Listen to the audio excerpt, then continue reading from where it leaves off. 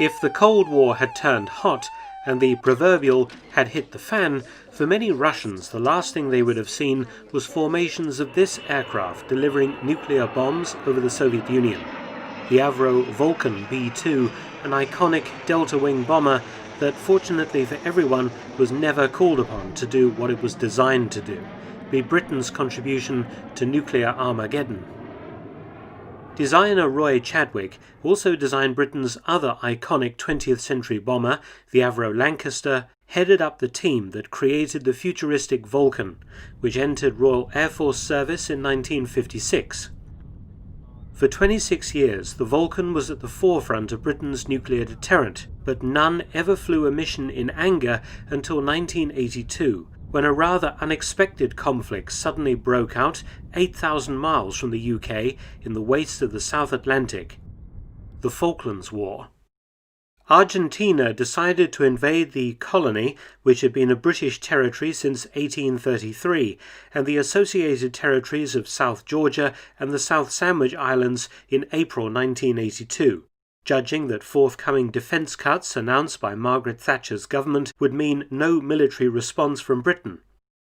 In this, the Argentine dictatorship was sorely mistaken, and Thatcher determined to dispatch a powerful Royal Navy task force built around 2 aircraft carriers to reclaim the islands.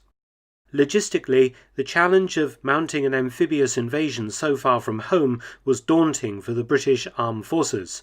Argentina, only 400 miles from the Falklands, moved a sizable garrison to the islands, backed up by jet fighters and a reasonably modern navy. As the task force steamed south, its commander, Rear Admiral Sandy Woodward, requested targets to attack in the Falkland Islands. After considering targets in Argentina itself, it was decided to let the RAF have a go at knocking out Port Stanley Airport near the Falklands capital, which was being used by Argentine Air Force units. These aircraft and facilities could be used against the task force's ships and the planned amphibious landing by Royal Marines and the Parachute Regiment. Sea Harrier squadrons were mounted on both of the British aircraft carriers, but London felt that using RAF Vulcan bombers to attack Stanley Airfield would help conserve the task force's valuable Sea Harriers for warship protection and other tasks. The Vulcans would also be capable of carrying a huge bomb load, up to 21 1,000-pound bombs. But Britain faced some serious problems. Firstly, the Falklands War broke out just as the RAF was phasing out the aging Vulcan. Only 3 squadrons still possessed the type. The stock of spares was limited, and aerial refueling systems would have to be rebuilt after being blocked with filler. Even finding enough 1,000-pound bombs of the correct type was a challenge. 6 aircraft were eventually selected for the raids, but how to get them to the Falklands and back? The plan was, to say the least, ambitious. The Vulcans would operate from Wide Awake Airfield on Ascension Island, another British colony in the Atlantic. It was 3,300 nautical miles or 6,100 kilometres from the Falklands. In order to reach Stanley, bomb and return to Ascension, a Vulcan and a second reserve backup aircraft would require a total of 11 refueling tankers to refuel the Vulcans and each other. The RAF turned to another V-bomber, the Hanley Page Victor. The RAF's Victors had been converted into tankers, but the RAF only had 23 left in service. By the end of April 1982, the RAF had 14 Victors at Ascension Island. The bombing missions were codenamed Black Buck. Black Buck 1 was launched on the night of the 30th of April to 1st of May 1982. 2 Vulcans were involved, one acting as backup, plus 11 Victor tankers. In total, 18 aerial refuelings would be required during the mission. The primary Vulcan suffered a window seal failure after takeoff, which meant the crew cabin couldn't be pressurized. The reserve Vulcan XM607 performed the raid instead, dropping 21 1,000-pounders across Port Stanley runway, one bomb creating a large crater in the runway itself. 3 Argentines were killed and several injured. Backing up this attack, 9 Royal Navy Sea Harriers struck the airfield with bombs, one Sea Harrier being damaged by 20mm anti-aircraft fire.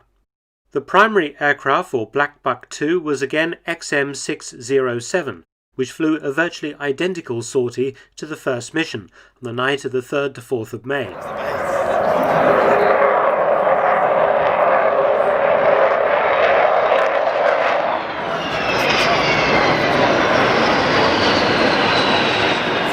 But this time, the bombs all missed the runway, but craters at the end of the runway prevented Argentine engineers from extending the runway to accommodate fast jet fighters, which would have been a serious problem to the task force. Only lighter aircraft and Hercules C-130s could use it. Due to strong headwinds, Black Buck 3 was scrubbed on the 14th of May. Black Buck 4 was also scrubbed after the 2 Vulcans were 5 hours into the mission, again due to weather. This mission was the first to carry the American-supplied Shrike anti-radar missiles, the intention being to destroy an Argentine Air Force Westinghouse AN-TPS-43 long-range 3D radar deployed at Stanley Airfield, that gave the Argentines good all-round coverage of the Falklands. But the attack with the Shrike missiles would only work if the Argentines switched the radar on when a Vulcan was in the vicinity. Black Buck 5 also targeted this powerful radar. A Sea Harrier raided when Vulcan XM597 appeared, and the Argentines helpfully switched the radar on. XM597 launched 2 Shrike missiles.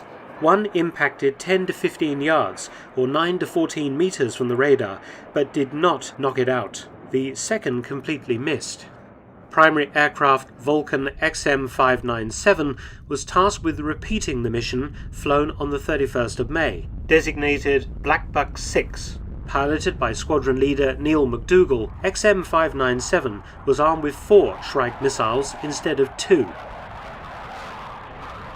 Flying reserve was Vulcan XM598. McDougall's mission occurred on the 3rd of June 1982. On arrival over the Falklands, the radar was not switched on. McDougall loitered for 40 precious minutes, hoping that the Argentines would switch on their radar, but no luck. Instead, 2 of the Shrikes were fired at another radar system, destroying a Skyguard fire control radar for guns of the Argentine 601st Anti-Aircraft Battalion, killing 4 operators.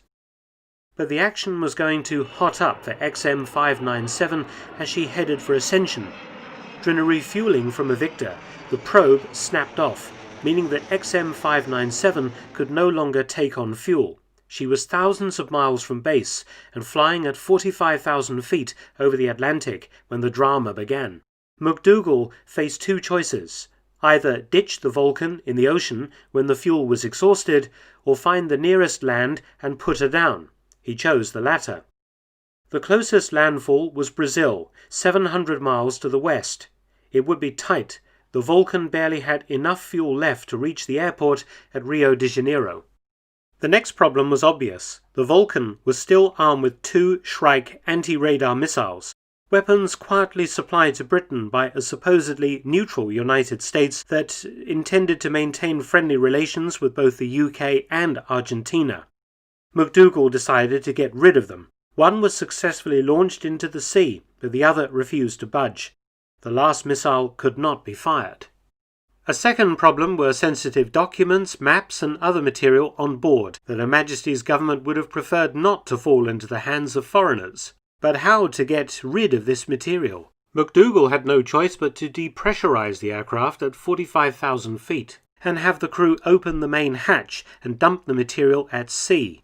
With the crewmen on oxygen, fuel running out, and 2 of them struggling to try and close the crew hatch as the temperature inside the aircraft began to plummet, an emergency was declared to Rio de Janeiro Air Traffic Control. Mayday, mayday, mayday. This is a British 4-jet approximately 500 miles east of Rio de Janeiro at flight level 430 with an in-flight emergency and very short of fuel. We request an immediate diversion to the nearest suitable airfield. This is Brazil Control. Please say your call sign, your country of departure and your destination. This is Ascot 597, a British 4-jet with 5 souls on board, critically short of fuel, and with no cabin pressure. We request immediate assistance and permission to divert to the nearest suitable airfield. These exchanges went on for some time, the Brazilians constantly demanding that the aircraft identify its point of departure. The Brazilian control also refused them permission to land. Navigator David Castle from Yorkshire, who was struggling with the door, shouted at the radio operator, "For goodness sake, tell him to be quiet while we handle this emergency. If he won't be quiet, tell him we're from Huddersfield." This is exactly what the radio operator did.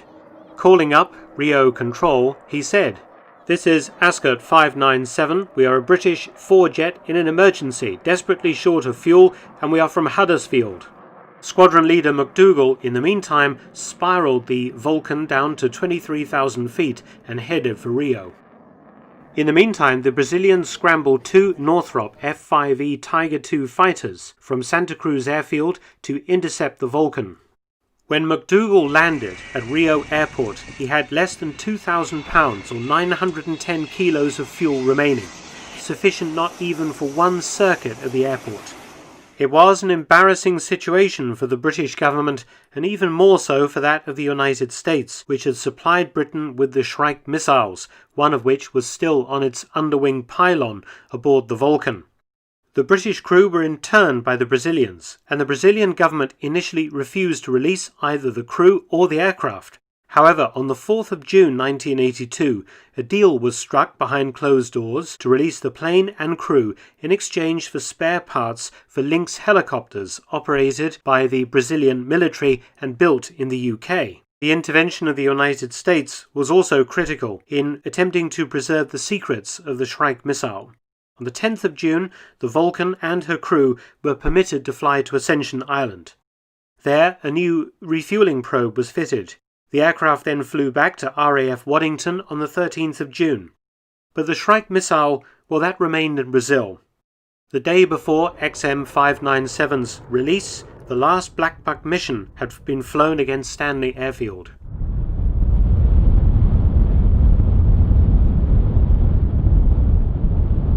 Following a British amphibious landing and a series of tough battles in the mountains around Stanley, Port Stanley itself was captured and the Argentines surrendered on the 14th of June 1982.